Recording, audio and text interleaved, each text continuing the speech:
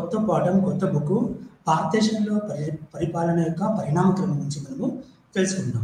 మొట్టమొదటి పాఠం వచ్చేసి భారతదేశంలో పరిపాలన ఎలా ఉంది అంటే మొట్టమొదటి పాఠం యొక్క ఏన్షియంట్ అడ్మినిస్ట్రేటివ్ సిస్టమ్.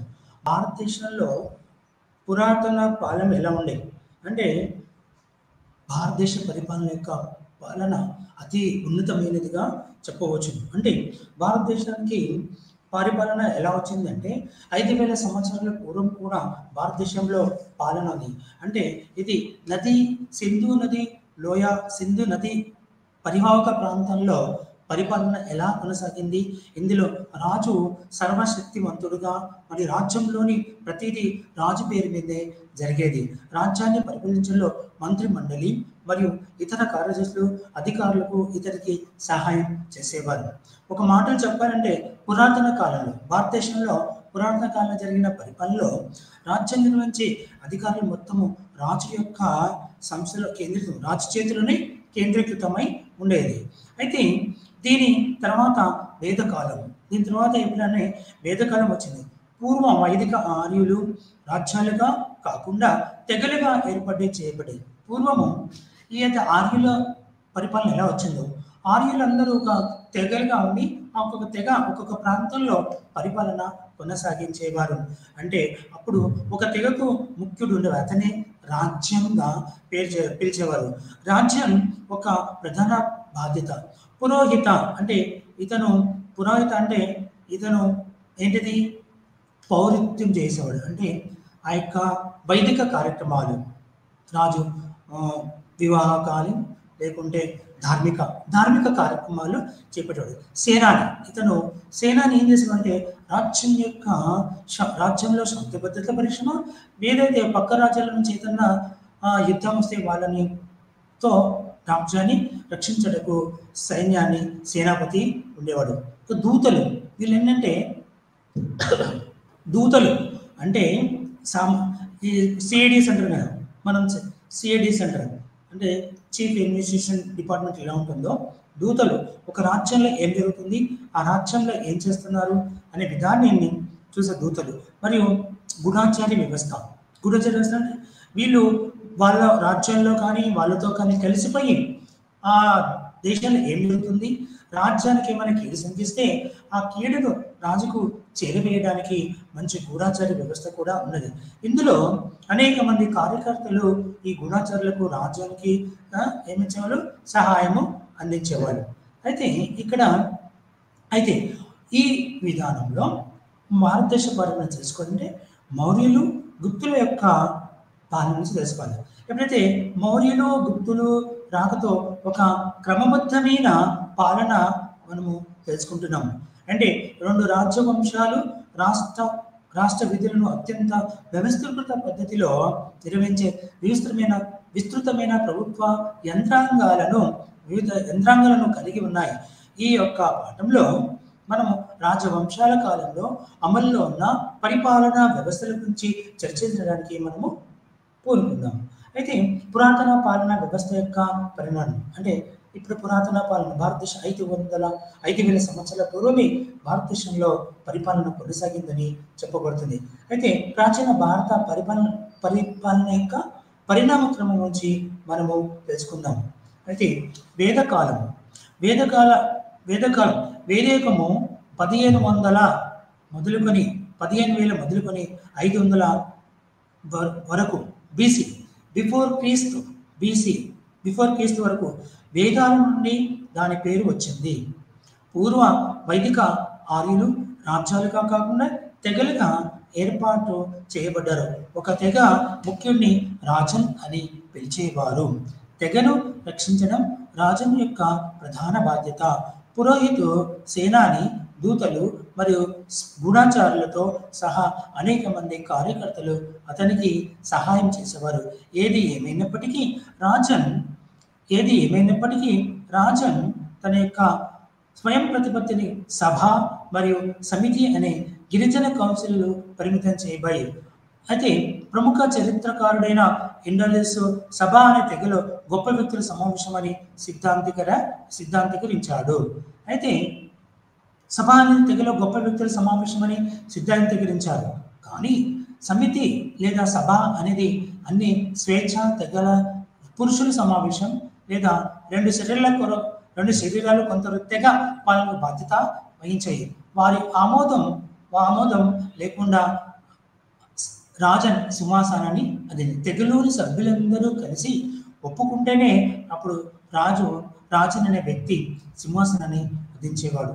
తర్వాత వేదకాలంలో తెగలు రాజధాని మరియు మూలాధారమైన పరిపాలనా వ్యవస్థను వీళ్ళు కలిగి ఉన్న చిన్న చిన్న రాజ్యాలుగా ఏకీకృతమయ్యాయి. రాజన్ సామాజిక వ్యవస్థకు సంరక్షకునిగా మరియు రాష్ట్ర రక్షకునిగా వ్యవహరించేవాడు. ప్రజలపై రాజు యొక్క స్థితిని పెంచాయి. ప్రజలపై రాజుపై ఒక ఆధిపత్యాన్ని చెలాయించే అధికారాన్ని పొందాయి. అతన్ని అప్పుడప్పుడు సామ్రాట్ సుప్రీం పాలకుడుగా పిలుస్తారు. రాజన్ యొక్క బాధ్యతలు తన అధికారం పెరుగుతున్న రాజకీయ శక్తి ఉత్పాదక వనరులపై ఎక్కువ నియంత్రణ పొందేలా చేసింది. స్వచ్ఛంద బహుమతి సమర్పణ బలికి ఉండే అప్పట్లో స్వచ్ఛంద సమర్పణ మనుషుల యొక్క బలి కూడా ఉండేది. తప్పనిసరి నివాళిగా మారింది. పన్నుల వ్యవస్థీకృత వ్యవస్థ లేదా మరియు సభ మరియు వ్యవస్థ లేదు. వ్యవస్థీకృత వ్యవస్థ లేదు. సభ మరియు సమితి ఇప్పటికీ ఉన్నాయి. కానీ రాజన్ యొక్క పెరుగుతున్న శక్తితో వారి ప్రభావం క్షీణిస్తుంది.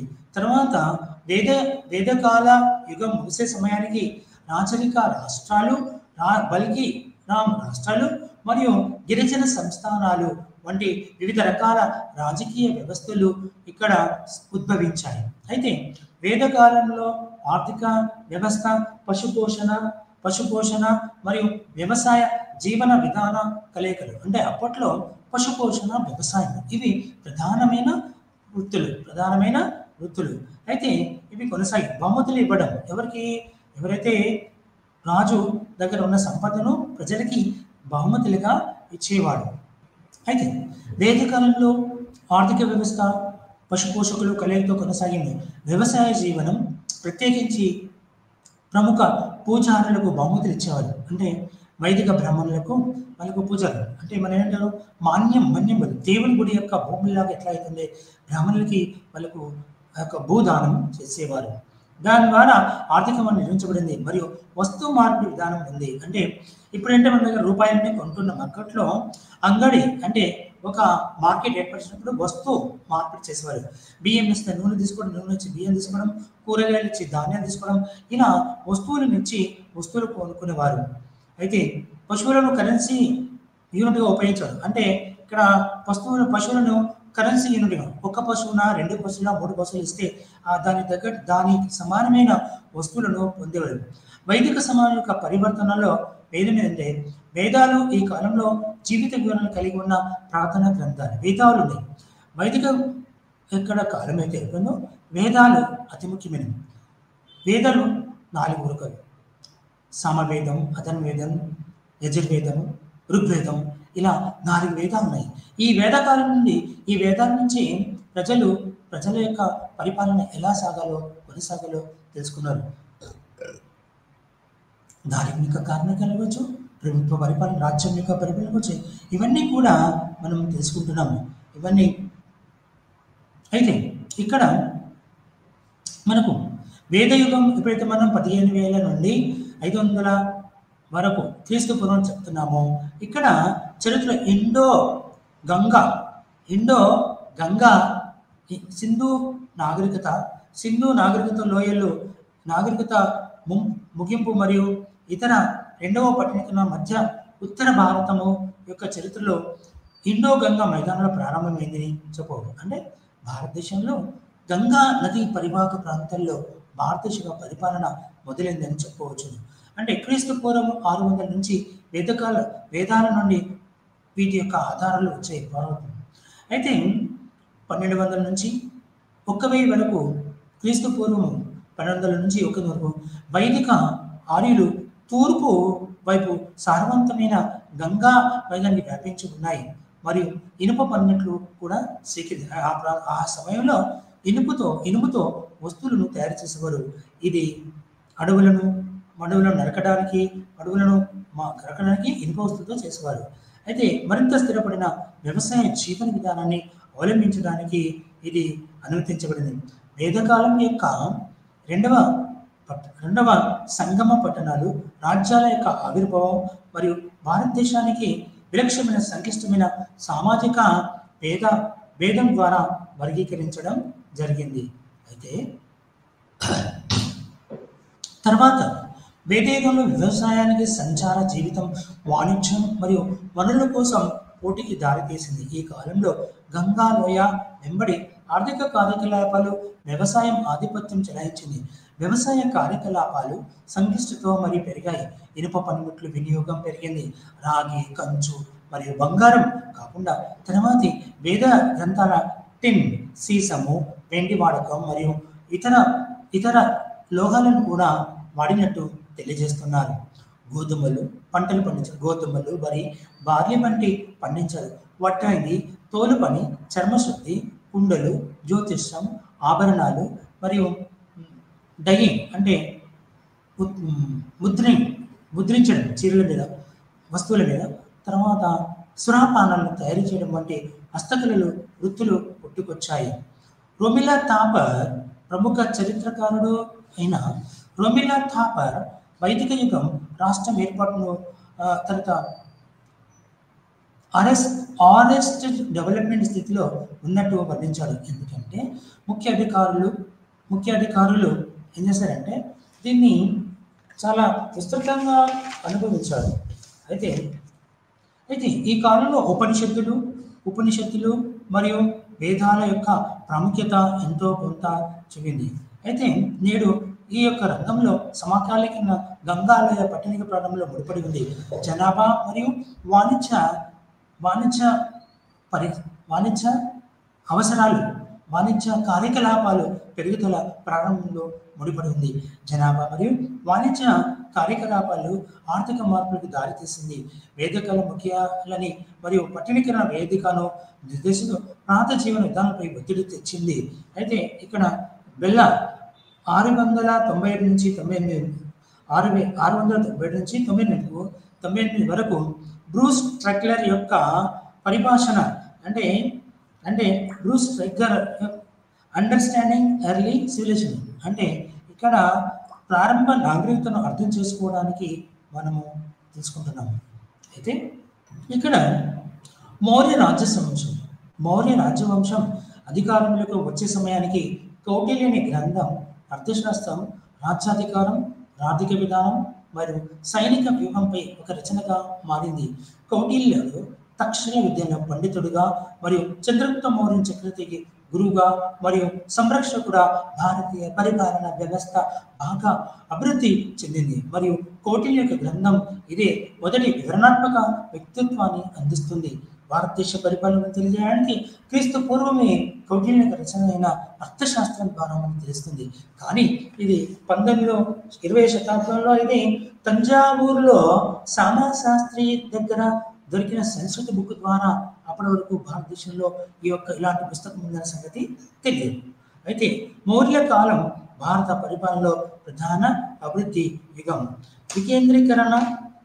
మౌర్యులు పరిపాలన వికేంద్రీకరించబడ్డారు. వికేంద్రీకరణ ప్రబలంగా ఉంది. ఎందుకంటే గ్రామ యూనిట్లుగా అట్టడుగు పరిపాలనను పునాదిగా చాలా ముఖ్యమైన పాత్ర పోషించాయి. సమర్థవంతమైన పరిపాలన కోసం సామ్రాజ్యాన్ని ప్రావిన్సులు జిల్లాలు అంటే జిల్లాలుగా, రాజ్యాన్ని రాష్ట్రాలుగా, రాష్ట్రాలను జిల్లాలుగా, జిల్లాలను గ్రామాలుగా మరియు గ్రామీణ పట్టణ కేంద్రాలుగా విభజించబడ్డాయి. మౌర్యుల కాలంలో పరిపాలన వ్యవస్థను మనం ఇప్పుడు వివరణాత్మకంగా తెలియజేసుకుందాం. సెంట్రల్ అడ్మినిస్ట్రేషన్ అంటే కేంద్రీకృత పాలన. మౌర్యుల యొక్క కేంద్రీకృత పాలన. భారతదేశ చరిత్ర మౌర్య సామ్రాజ్యం ప్రారంభ దశలో శకంలోకి ప్రవేశించింది. భారతదేశం మొదటిసారిగా రాజకీయ ఐక్యత మరియు పరిపాలన ఏకరూపతను ప్రవేశించిపెట్టింది. అయితే పాట్లీపుత్ర రాజధానిగా మౌర్య సామ్రాజ్యం 4 విభాగాలుగా పేర్లు. తూర్పున తోసాలి, తోసాలి, పశ్చిమాన ఉజ్జయిని, దక్షిణాన సువర్ణగిరి, మరియు ఉత్తరాన తక్షశిల. ఇవన్నీ 4 భాగాలుగా రాజ్యాన్ని మౌర్యులు విభజించి పరిపాలన చేయించారు. మౌర్యులు వ్యవస్థీకృత మరియు విస్తృతమైన పరిపాలన వ్యవస్థను అభివృద్ధి చేశారు. నేరుగా రాజ్య ఔదార్యంలో కేంద్ర పరిపాలన ఉండేది. అంతేకాకుండా ప్రాంతీయ పరిపాలన, స్థానిక పరిపాలన, రెవెన్యూ పరిపాలన, న్యాయ పరిపాలన మరియు సైనిక పరిపాలనగా ఉన్నాయి. అయితే ఇప్పుడు పరిపాలన వ్యవస్థను చర్చిస్తున్నాము.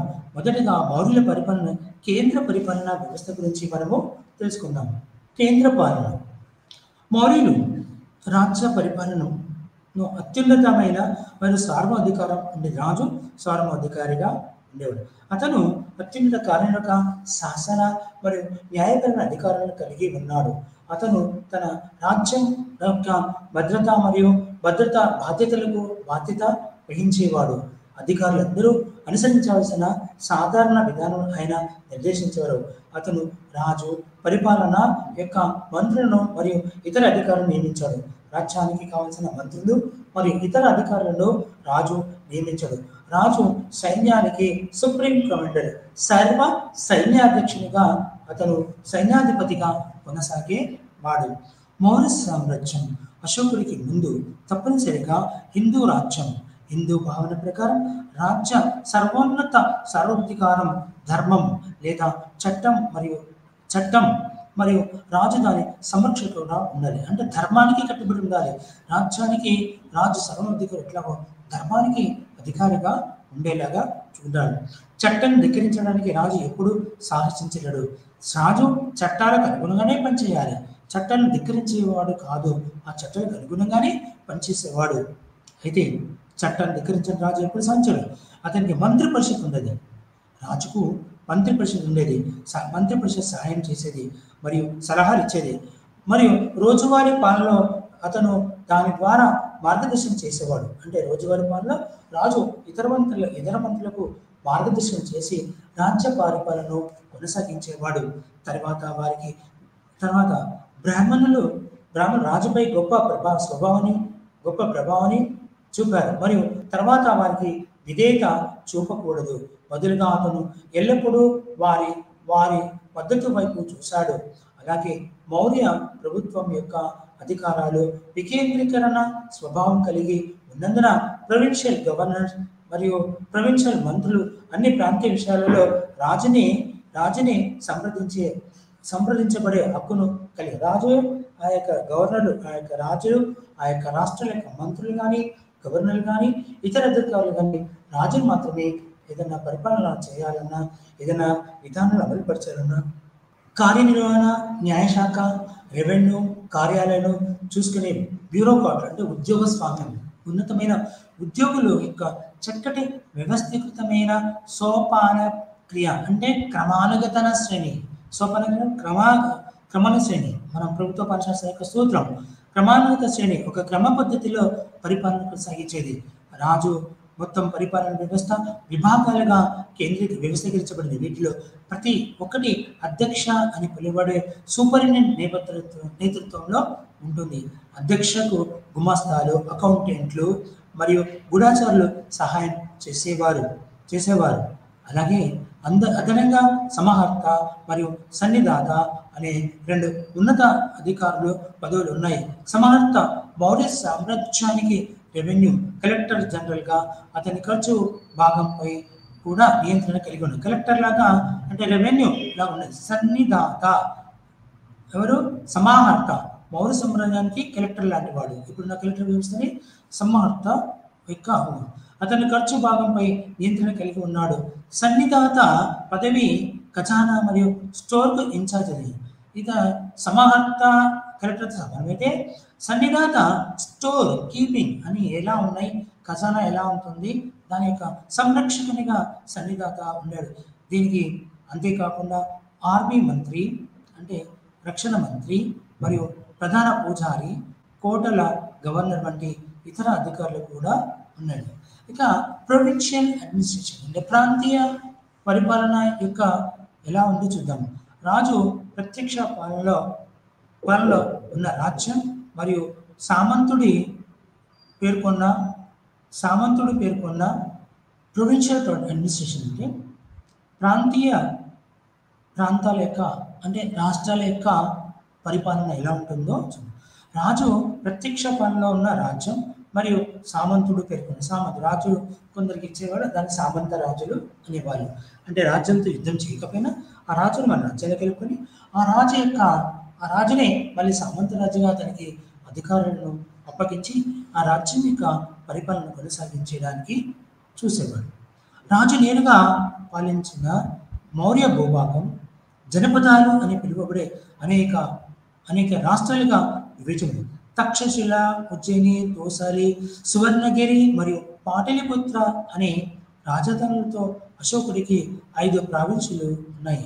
ప్రతి ప్రావిన్సుకు అనేక జిల్లాలుగా కేంద్రీకరించబడింది మరియు ప్రతి జిల్లా మళ్ళీ అనేక యూనిట్లు అంటే గ్రామాలు. ఒక 10-12 గ్రామాలు అయితే ఒక యూనిట్, నేను నివసిస్తున్న ప్రాంతానికి అయితే ఒక యూనిట్ అని చెప్పి ఇలా వివిధ ప్రాంతాల్లో నివసించే వ్యక్తులను అతను యూనిట్గా పేరుగాంచాడు. అయితే ఇక్కడ కేంద్రపాలిత ప్రాంతాల్లో మౌర్యుల భూగంతో పాటు సామంత రాష్ట్రాలు కూడా ఉన్నాయి. అయితే వీటి యొక్క విధానంలో ఇందులో తూర్పు భాగాలను, పశ్చిమ భాగాలని, ఉత్తర భాగాలని, దక్షిణ విభాగాలుగా పాలిస్తున్న సమయంలో ఇతర ప్రాంతాల ప్రొవిన్షియల్ గవర్నర్లు పాలించేవారు. ప్రొవిన్షియల్ గవర్నర్ల ప్రావిన్స్లో పరిపాలన యొక్క రోజువారీ నిర్వహణను బాధ్యత వహించేవారు. ముఖ్యమైన విషయాలపై వారు సంప్రదింపులు జరుపుతారు. కేంద్ర పరిపాలన, జిల్లా అధికారులు, రిపోర్టర్లు, గుమాస్తాలు, రిపోర్టర్లు నివేదించే అధికారి కూడా ఉన్నారు. ప్రాంతీయ పరిపాలన సజావుగా సాగేందుకు మౌర్యులు సూచించారు. ఇక స్థానిక పాలన, లోకల్ గవర్నెన్స్. ఇప్పుడు మన దగ్గర లోకల్ గవర్నెన్స్ అంటే పట్టణ ప్రభుత్వాలు, గ్రామీణ ప్రభుత్వాలు లేదా పంచాయతీరాజ్ సంస్థల్ని మనము స్థానిక ప్రభుత్వాలుగా అంటున్నాం. కానీ ఇది స్వతంత్రానికి పూర్వమే కాదు, క్రీస్తు పూర్వమే మౌర్యులు, గుప్తుల కాలంలోనే స్థానిక స్వపరిపాలన ఉన్నది. కానీ ఇక్కడ స్థానిక పాలనలో ఏం చేస్తుంది, పట్టణ ప్రాంతాలు, గ్రామీణ ప్రభుత్వాలు ఉంటాయి. పట్టణాలు అంటే మున్సిపాలిటీలు, మరి గ్రామీణ అంటే పంచాయతీరాజ్ సంస్థలుగా మనకు ఇప్పుడున్న పరిస్థితుల్లో వాటికి పేర్లు ఉన్నాయి. అయితే యుక్తాస్ లేదా సబార్డినేట్ అధికారులు సహాయం చేసేవారు. ఎవరికి? జిల్లా కలెక్టర్ మాదిరిగానే ఇక్కడ యంత్రాంగం రాజుకుల బాధ్యతతో ఉండేది. వీరి స్థానం మరియు విధులు నేటి జిల్లా కలెక్టర్ల మాదిరిగానే ఇతనికి యుక్తాస్ లేదా మున్సిపల్ బోర్డు ఉండేది. నగరాల పరిపాలన వివరించడానికి ఒక్కొక్కరిలో ఐదుగురు సభ్యులతో 6 కమిటీలు ఉండేవి. 6 కమిటీలు. ఒకటి పారిశ్రామిక దళాలపై ఉత్పత్తి అంటే ఇప్పుడు ఎలా చేయాలి, ఏ విధంగా చేయాలి అని ఆలోచనలతో మనం ఉంటాము.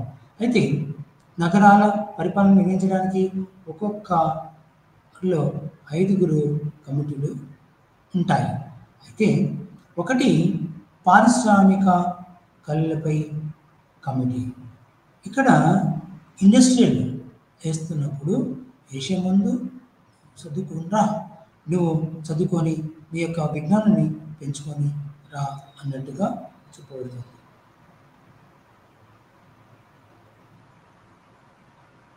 అయితే ఇక్కడ పారిశ్రామిక కళలపై కమిటీ, విదేశీయులపై కమిటీ, తర్వాత జనన మరణాల నామోదుపై ఒక కమిటీ, వాణిజ్యాలపై ఒక కమిటీ. ప్రస్తుతం తయారీలో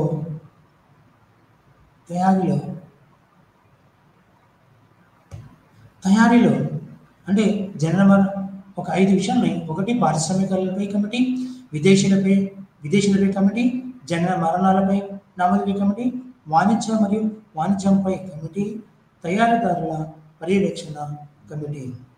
6వది ఎక్సైజ్ మరియు కస్టమ్స్ డ్యూటీల డ్యూటీల వసూలుపై ఒక కమిటీని వేసి, అయితే పట్టణాల్లో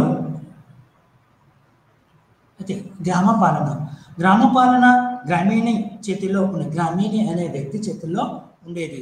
అతనిపై అధికారిని అతనిపై గోప అని పిలుస్తారు. అతనిపై అధికారి ఎవరు? గోప. గ్రామీణి అధికారి పైన గోప అనే అధికారు తన అజమాయిషిలో ఈ యొక్క గ్రామీణ అధికారి పనిచేస్తాడు. ఇతడు జనాభా గణన అనేది ఒక సాధారణ కార్యకలాపం మరియు గ్రామ అధికారులు వారి కులాలు మరియు వృత్తుల నుండి ఇతర వృత్తులతో పాటు ప్రజలు లెక్కించాల్సిన ఆవశ్యకత ఉంది.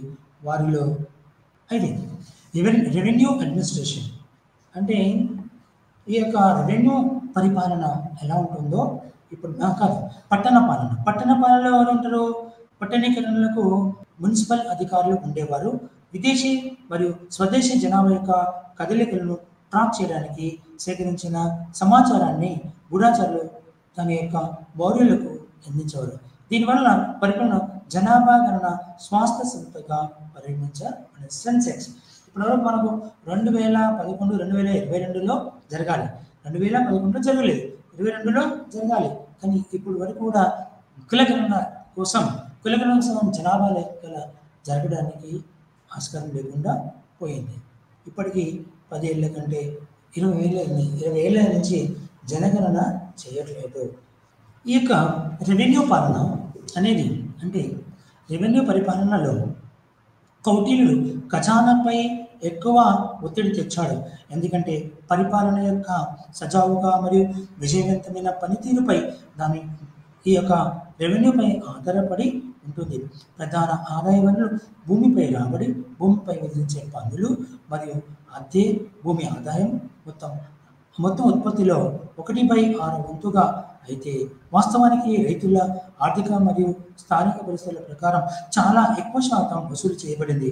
ఈ భూ ఆదాయంతో పాటు ఎక్సైజ్ ఇన్కమ్, అటవీ పన్ను నేటి సమస్యగా మరియు గనులపై, పన్నులపై, నాణాలపై పన్ను తదితరులు ఇతర ఆదాయ వనరులు ఉండేవి.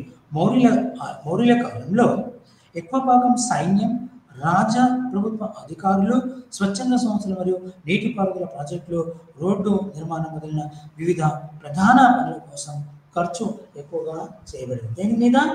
రాజ్యం యొక్క సైన్యం మీద మరియు రోడ్ల నిర్మాణం మరియు ప్రజా పనుల కోసం ఎక్కువగా డబ్బు కేటాయించబడే వాళ్ళు. న్యాయపాలన ప్రస్తుతం ప్రతి ఒక్క కేసును అప్పట్లోనే కేసులు ఉన్నాయి. అప్పట్లోనూ న్యాయం కోసం ఎంతోమంది రాజప్రసాదానికి వచ్చేవారు. అంటే రాజ్యం చివరిగా ఇక్కడ ఉన్నాడు, అందుకని జిల్లాలలో, రాష్ట్రాలలో న్యాయ సలహాలు, న్యాయమూర్తులు నియమించి వాటి ద్వారా ప్రజలకు న్యాయం చేకూర్చేవాళ్ళు. అయితే అతను రాజే న్యాయమూర్తులు నియమించేవాడు. అయితే సాధారణ కేసును వినేవారు. అయితే అశోకుని హయాంలో న్యాయ వ్యవస్థలు అనేక సంచలనం చేయబడ్డాయి.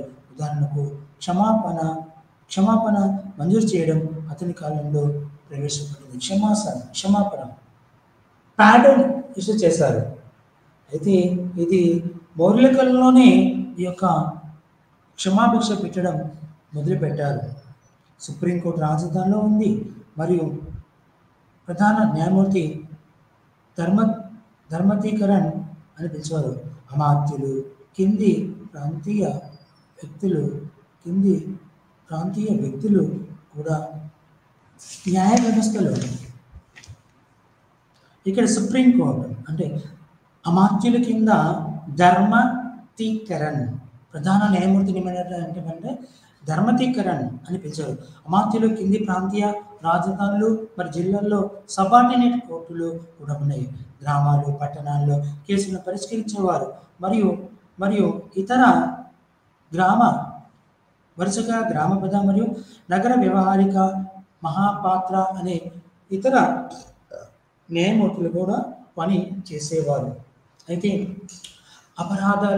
అపరాధులకు జరిమానా విధించడం, ఎవరైతే అపరాధం చేస్తారో వాళ్లకు జరిమానా విధించే వాళ్ళు. వీటి యొక్క విధానంలో ప్రజలకు ఎలాంటి అన్యాయం జరిగినా ఆ అన్యాయాలకు వ్యతిరేకంగా వారికి ఎవరైతే తప్పు చేస్తారో వారికి తప్పుకి తగ్గట్టుగా నేరాపణ జరిగితే వాళ్ళకు శిక్షలు కూడా విధించేవారు. గ్రామాలు పట్టణాల్లో కేసులను పరిష్కరించేవారు. వరుసగా గ్రామ పెద్ద నగర వ్యవహారికలు వీళ్ళు ఎంతో చక్కగా తమ యొక్క విధులను నిర్వర్తించే వాళ్ళు. అయితే ఈ యొక్క విధానంలో న్యాయ వ్యవస్థ అనేది అపరాధులకు జరిమానాలు, జైలు శిక్ష, వికలాంగుల మీద మరణ శిక్షలు కూడా విధించారు. నగరంలోని అన్ని ప్రధాన ప్రాంతాల్లో పోలీస్ స్టేషన్లు అంటే పౌరుల సంరక్షణ కోసం రక్షణ వ్యవస్థను కూడా ఏర్పాటు చేసేవారు. కౌటిల్య మరియు అశోక శాసనంలో 2 జైళ్ళు మరియు జైలు అధికారులు కూడా గురించి ప్రస్తావించబడిన జైలు అధికారుల గురించి కూడా ఈ యొక్క కౌటిల్య యొక్క పుస్తకంలో మనకు తెలియజేయబడుతుంది. మిలిటరీ అడ్మినిస్ట్రేషన్, సైనిక పాలన అంటే రాజు సైన్యాధ్యక్షుడు, సర్వ సైన్యాధ్యక్షుడు, సుప్రీం కమాండర్గా ఉన్నాడు. అయితే మౌర్యన్ పాలనలో సైన్యం చక్కగా నిర్వహించబడింది మరియు సేనాపతి ఆధీనంలో ఉండేది. మరి రాజు తనలో సంరక్షణ కూడా ఉంటూ ఉన్నాడు. అయితే గ్రీకు రచయిత ప్లీనీ ప్రకారం మౌర్యం సైన్యంలో 6 లక్షల ఒక గ్రీకు వ్యక్తి వచ్చి అతను మౌర్యుల పరిపాలన సంరక్షించినప్పుడు 6 లక్షల పదాతి దళం, 30,000 అశ్వక దళం, 9,000 ఏనుగు దళం, 8,000 రథాలు. దీన్ని చతురంగ బలాలు అంటారు. చతురంగ అంటే పదాతి దళము, అశ్వక దళము, ఏనుగు దళము మరియు రథబలము. ఇవి చతురంగ బలాలతో మౌర్యుల యొక్క సైన్యం గురించి మనం చెప్పము. యుద్ధానికి సంబంధించిన విషయాలను పరిశీలించడానికి 30 మంది సభ్యులతో కూడిన ఒక సంస్థ ఉంది. ఈ సభ్యులను ఒక్కొక్కరిలో 5 సభ్యులతో 6 కమిటీలుగా నియమించేవారు. ఈ కమిటీల సైన్యం యొక్క క్రింది విభాగం నిర్వహించడానికి బాధ్యత వహించేది.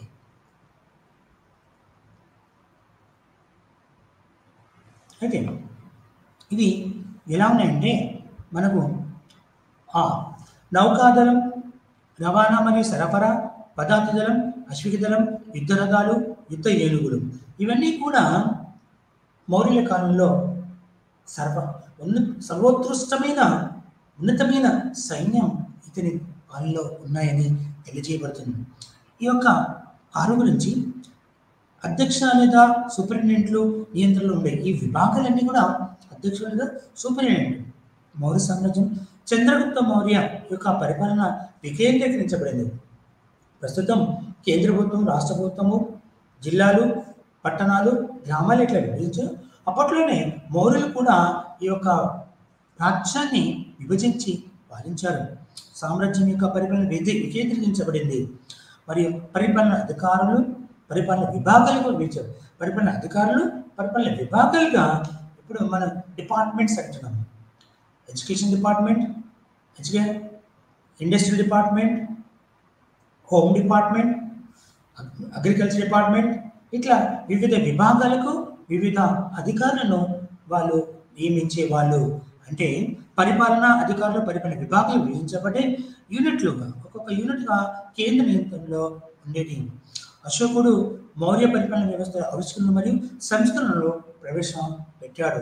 అతను కార్యనిర్వాహక మరియు శాసనసభ మరియు న్యాయ వ్యవస్థ పనితీరును మెరుగుపరిచాడు.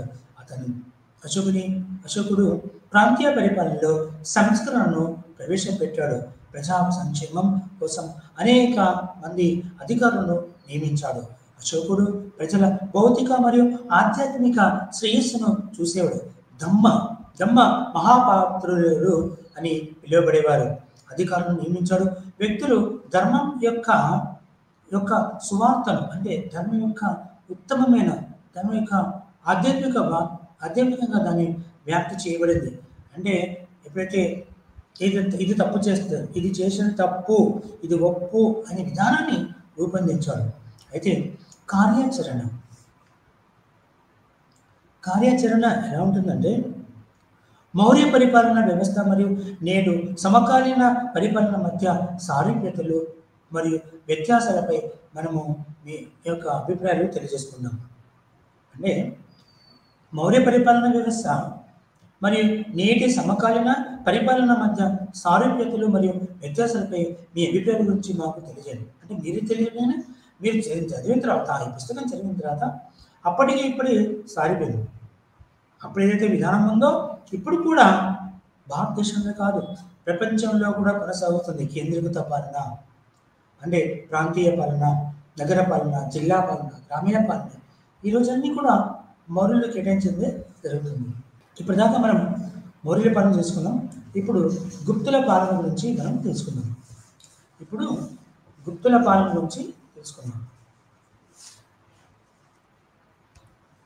గుప్తులు మౌర్యుల పరిపాలన తర్వాత మనకు భారతదేశం పరిపాలించిన వాళ్ళు గుప్తులు ముఖ్యులు. గుప్తుల పాలన గురించి మీకు నేను వివరిస్తాను.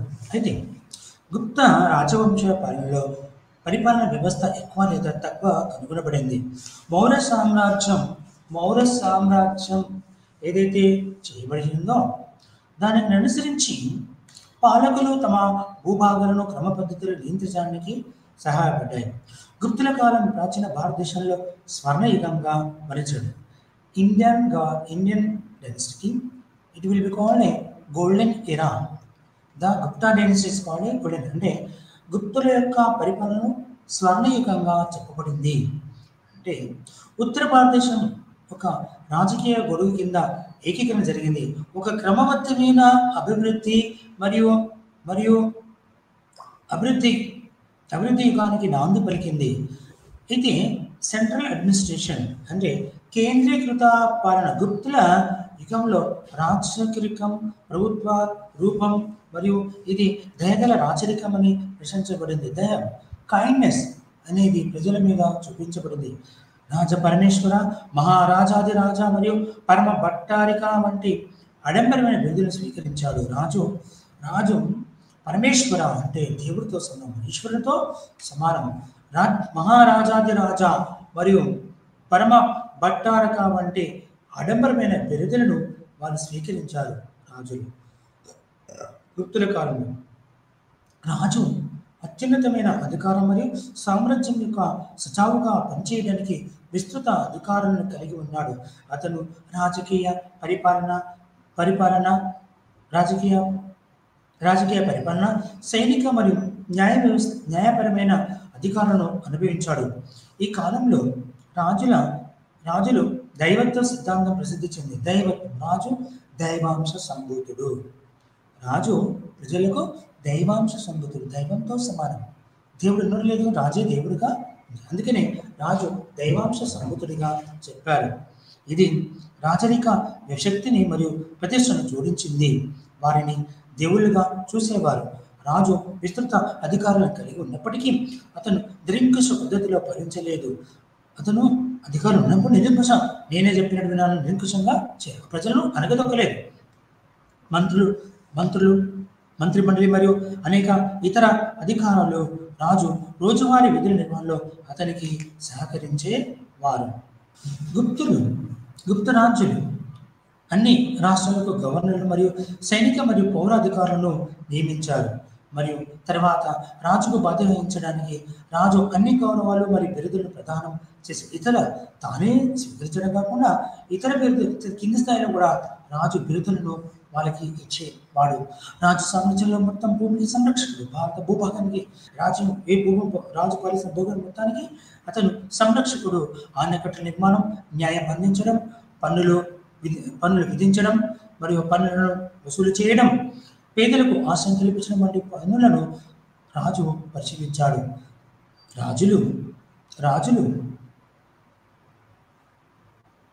రాజులు స్వార్థ నిరంకుశులుగా ఉండేవారు. రాజ్య ధర్మ సూత్రాల ప్రకారం వారిని పాలించేవారు. ఆయనకు సహాయం చేయడానికి మరియు సలహాలు ఇవ్వడానికి మంత్రులు మరియు ఇతర ఉన్నతాధికారులు ఉండేవారు.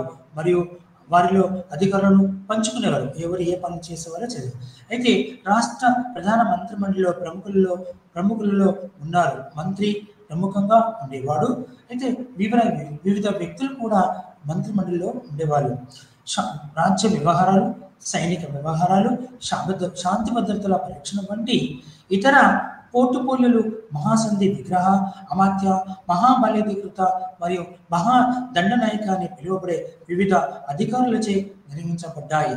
అన్ని ముఖ్యమైన విషయాలు రాజు మరియు అతని మంత్రులు సంయుక్త సమావేశంలో నిర్వహించబడే. రాజు తన మంత్రుల అభిప్రాయాన్ని గౌరవించాడు. రాజు పరిపాలన చేస్తున్నప్పుడు మంత్రులు ఎలాంటి సలహాలిస్తే ఆ సలహాలను స్వీకరించేవాడు రాజ్య ఉన్నతి కోసం. అయితే దయగల చక్రవర్తి కాను రాజు తన ప్రజల శ్రేయస్సు గురించి ఎల్లప్పుడూ శ్రద్ధ వహించాడు. రాజు దైవంతో సమానం కాబట్టి ప్రజల దయ ఉండేవాడు. ఎల్లప్పుడూ వాళ్ళకు ఎలాంటి సమస్యలు వచ్చినా ఆ సమస్యలను పరిష్కరించేవాడు. వాళ్ళ మీద గొప్ప దయ కలిగేవాడు.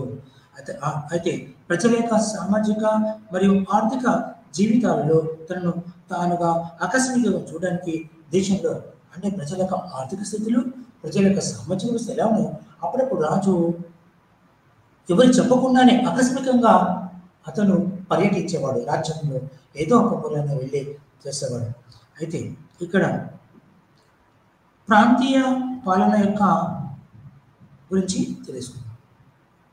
మౌర్యుల పాలన ఉపహారిక. మౌర్యుల పాలనలో స్థానిక పరిపాలన ఎలా ఉందో మనకు. అయితే ప్రొవిన్షియల్ ఉపహారిక బాధ్యతలు భుక్తులని, జిల్లాలని మరియు విషయాలుగా విభజించారు. గుప్తులు కూడా డిసెంట్రలైజ్ చేశారు పరిపాలన.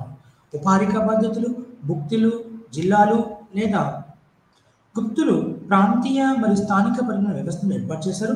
సామ్రాజ్యం భుక్తులు అని పిలువబడే, భుక్తులు అంటే రాష్ట్రాలుగా పిలువబడే విభాలుగా విభజించారు. ప్రతి భుక్తి కింద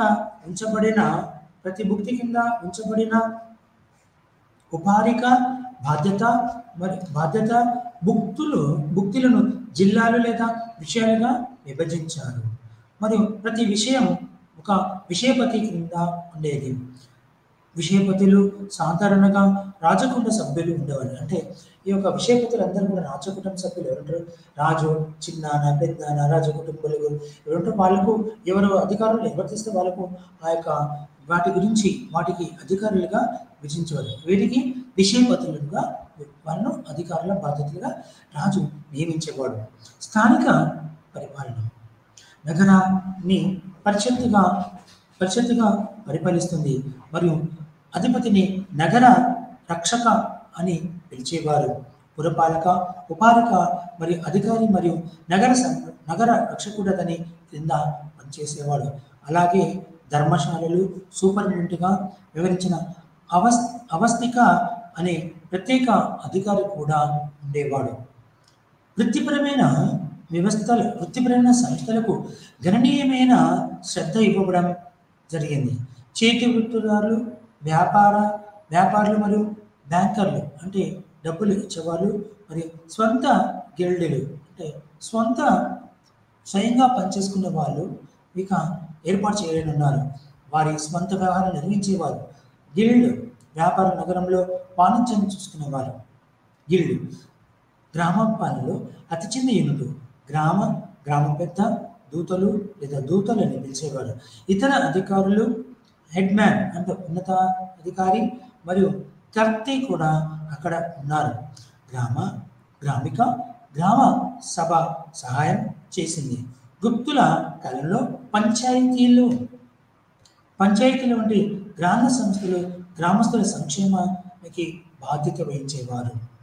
ఈ గ్రామీణ సంస్థల గ్రామాల అధిపతులు మరియు పెద్దలతో కూడినవి. అందువల్ల గుప్తుల పరిపాలనలో అన్ని స్థాయిల్లో స్థానిక భూస్వామ్యాన్ని ప్రోత్సహించారని ఎవరైనా అర్థం చేసుకోవచ్చు. గుప్తుల పాలనలో రెవెన్యూ పాలన ఎలా ఉందో ఇప్పుడు మనము తెలియజేసుకున్నాం. రెవెన్యూ పాలన విధులను వినయుక్తక, రాజుక, ఉపహారిక, దశపారిక రెవెన్యూ పరిపాలన విధులు ఇందులో ఉండే పాల్పంచిన అధికారుల పేర్లంటే వినియుక్తక, రాజుక, ఉపారిక, దశారథిక మరియు ఇతర అధికారులు నిర్వహించే వారు. 18 ఆదాయ వనరుల్లో భూ ఆదాయమే ప్రధానం. అప్పట్లో వీరికి ఆదాయం ఇచ్చేది 18 విభాగాలుగా ఉంటే అందులో భూమి సృష్టి ఆదాయమే ప్రధానమైనది. ఇది సాధారణంగా మొత్తం ఉత్పత్తిలో 6వ వంతుగా నిర్ణయించబడేది. అలాగే భూమి రీవాల్యూ అనేది ఒక ముఖ్యమైన ఆదాయ వనరు. వచ్చిన ఆదాయంలో ఎక్కువ భాగం ప్రజా సంక్షేమానికి ఎక్కించేవారు. పన్నులు వసూలు చేసిన తర్వాత ఎక్కువ మటుకు ప్రజా సంక్షేమానికి ఈ యొక్క వచ్చిన పన్నులను వాళ్ళు దాన్ని వెచ్చించేవారు. భూమిపై హక్కు లేని సాగుదారులపై భూమి పన్ను విధించారు. ఎవరికైతే ఆ భూమి పన్ను మీద అధికారం లేదో ఆ భూమిపై మీద పన్ను వసూలు చేసేవారు. ఇదివరకు 6వ వంతు మొత్తం ఉత్పత్తి తెలిసిన ఆదాయ పన్నుగా వంటి ఇతర ఆదాయ వనరులు కూడా ఉన్నాయి. అయితే బాగా కస్టమ్ డ్యూటీ, పుదీనా సుంకం, వారసత్వ పన్ను మరియు బహుమతి పన్ను ఈ పన్నులో పాటు నేరస్తులపై విధించే దశాపరాధ వంటి జరిమానాలు ఆదాయం. అయితే ఇప్పుడు మనం బహుమతి పన్ను, గిఫ్ట్ ట్యాక్స్, మనకి విదేశాల నుంచి వచ్చే ఏదైతే వస్తువులు ఉంటాయో అవన్నీ గిఫ్ట్, వాటి మీద మనం ఎక్సెస్ సుంకం అంటే గిఫ్ట్ ట్యాక్స్ కూడా మనం పే చేస్తున్నాం. ఈ రోజున ఏదైతే చేస్తున్నామో ఆ రోజుల్లో కూడా ఒక గుప్తుల కాలంలో కూడా ఈ యొక్క గిఫ్ట్ ట్యాక్స్ వసూలు చేసేవారు. కస్టమ్ డ్యూటీ కూడా ఉండేది.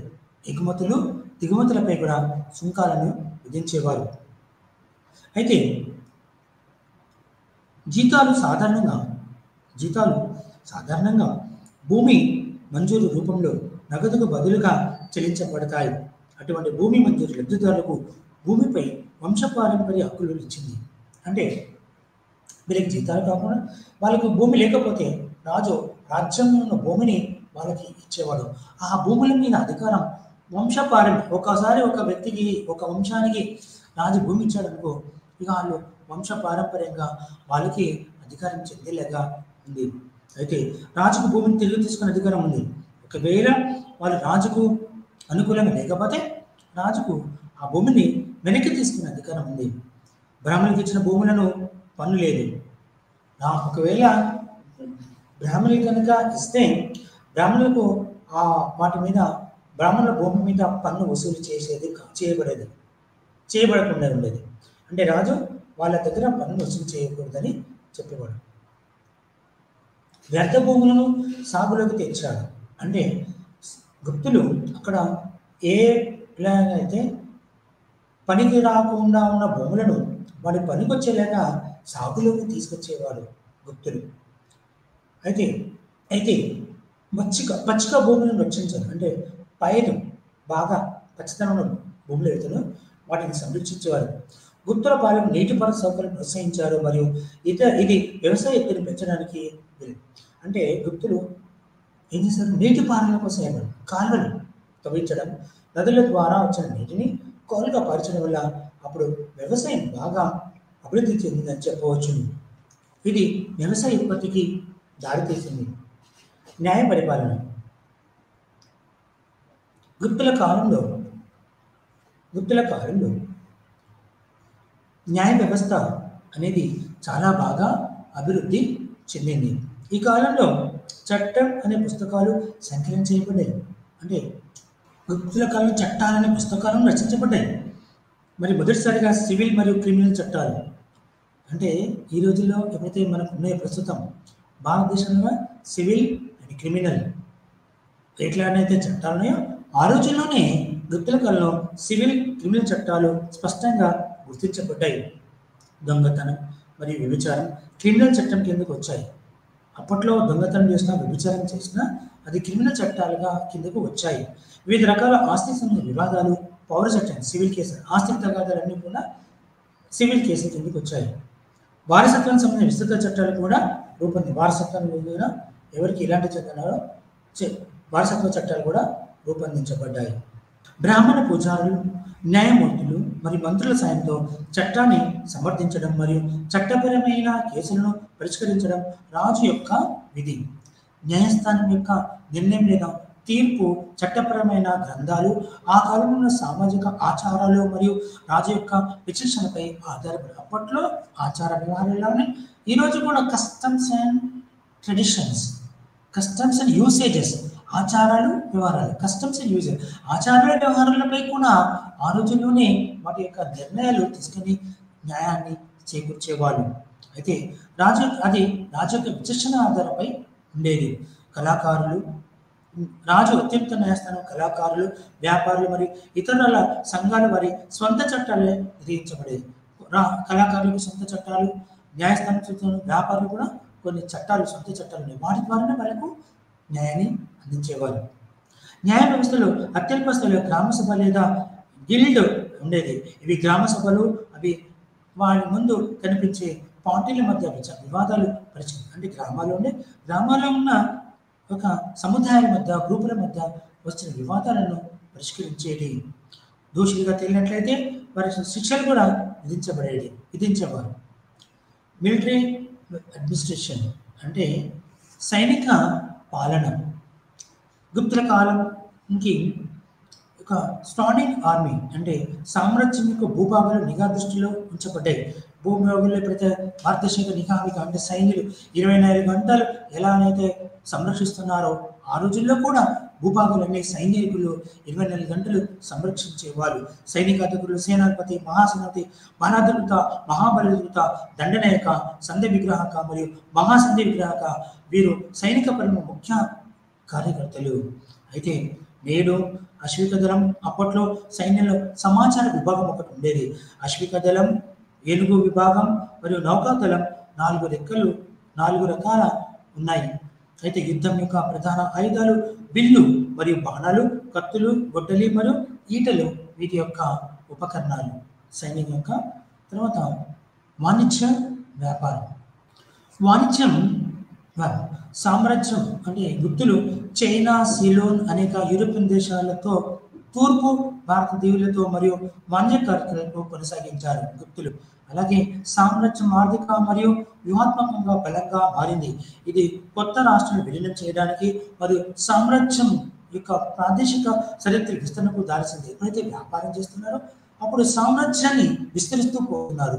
తూర్పున మరియు ఉత్తరాన, దక్షిణాన ఎక్కడ ప్రాంతాలు ఖాళీ ఉంటే అక్కడ ప్రాంతాలను ఇటు తూర్పున అటు పశ్చిమాన రాజ్యం యొక్క విస్తరణ కొనసాగుతూ వచ్చింది. కార్యాచరణ గుప్తుల పరిపాలన వ్యవస్థ మరియు నేటి సమకాలీన పరిపాలన మధ్య సారూప్యతలు మరియు వ్యత్యాసాలపై మీరు తెలుసుకుంటారు. అప్పట్లో గుప్తుల పాలన, రౌరుల పాలన ఎలా ఉందో ఇప్పుడు సారూప్యత మనం ఉన్నాయి. అయితే ముగింపు, ఈ యొక్క గుప్తుల పరిపాలన మరియు మౌర్యులు గుప్తుల పాలన రాజ్యాల్లో కేంద్రీకృత ప్రాంతీయ, రెవెన్యూ, ఆర్థిక, న్యాయ మరియు స్థానిక పరిపాలన వ్యవస్థలు వివరంగా వివరించబడ్డాయి. గుప్తుల కాలంలో ఎప్పుడైతే ఉందో భారతదేశంలో మౌర్యులు గుప్తుల పరిపాలన మనం భారతదేశంలో ఇప్పుడు కొనసాగిస్తున్నాము. కేంద్రీక పాలన, రాష్ట్రాల పాలన, జిల్లా పాలన, స్థానిక ప్రభుత్వాలుగా మనం ఇప్పుడు వీటిని అనుసరిస్తున్నాము. కాబట్టి నేడు మనము రాజు దయగల చక్రవర్తి అతను తన పౌరుల సంక్షేమంపై శ్రద్ధ చూపాడు. పౌరులు రెండు పరిపాలనలో పురాతన పరిపాలన వ్యవస్థకు పునాది మరియు నేటి పరిపాలనకు సూచికలుగా వివరించబడాయి. అయితే భారతదేశ పాలన నేడైతే పరిణామ క్రమంలో నేడు మనం ఏంటంటే భారతదేశ యొక్క పురాతన పాలన గురించి నేను వివరించాను. ఇంతటితో ఈరోజు మన యొక్క పాటని ఇంతటితో ముగిస్తాను. నమస్కారం.